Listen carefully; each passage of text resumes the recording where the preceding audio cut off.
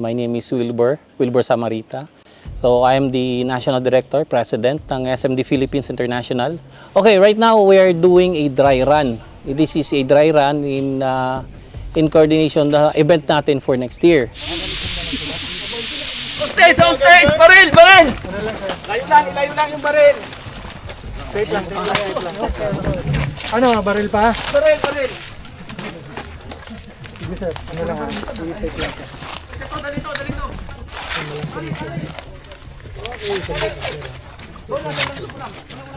Si Autep, sunod dito yung sa likodan. Wala eagles, nasult ka agad. Ganun talaga. Eagles yun. Kaya natasan eh. Hindi tayo nakaporma dun ha. Now, I'm happy to say na we're planning to get as much as 600 to 1,000 participants, all operators or MilSim airsoft players here in the Philippines, papunta dito sa Palawan. This will be the first ever na game na gagawin natin dito sa Palawan. Sakto lang yan. Okay, tara. Blue team!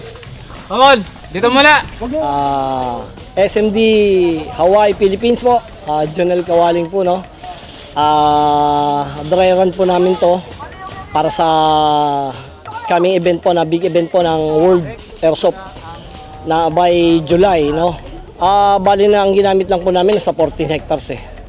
14 ang pinakaalam ko na ano, nagamit pa lang namin 'yan. Pero ang gagamitin po namin nasa 100 ata yan, mahigit.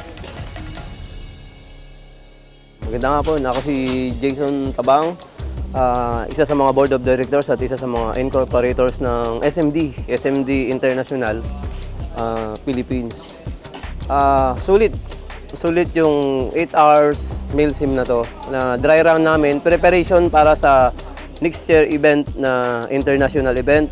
May mga bisita kaming darating, international, from ibang bansa. Then may mga national lang rin like Cebu, Pampanga, Bisaya na nag-confirm na.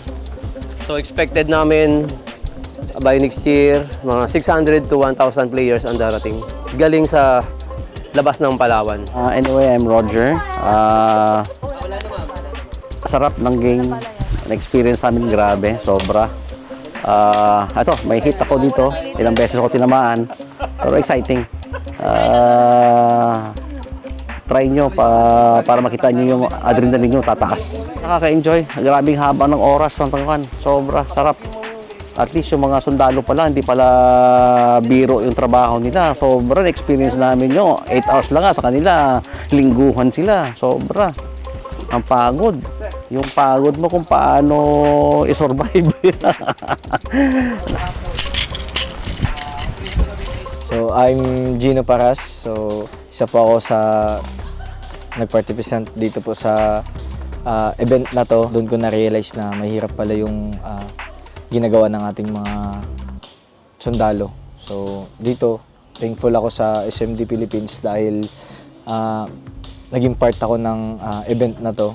So, ang experience ko po is sobrang saya dahil para talagang sa aktual na labanan. Doon sila galing sa kalsada, boundary, roving, doon sila lang sa loob.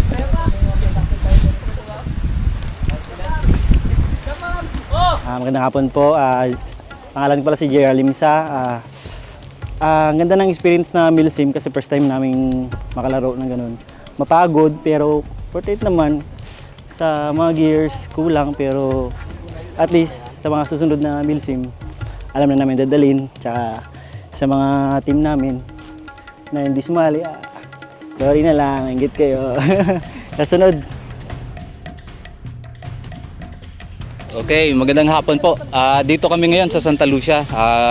Ginanap namin yung 8 hours na MilSim. Meron kaming, marami kami, 2 grupo. Pumasok kami sa loob. Ang laro pong airsoft is gentleman game. Walang nagbabantay sa loob, hindi kami nag-overkill, walang ratrata ng masyado.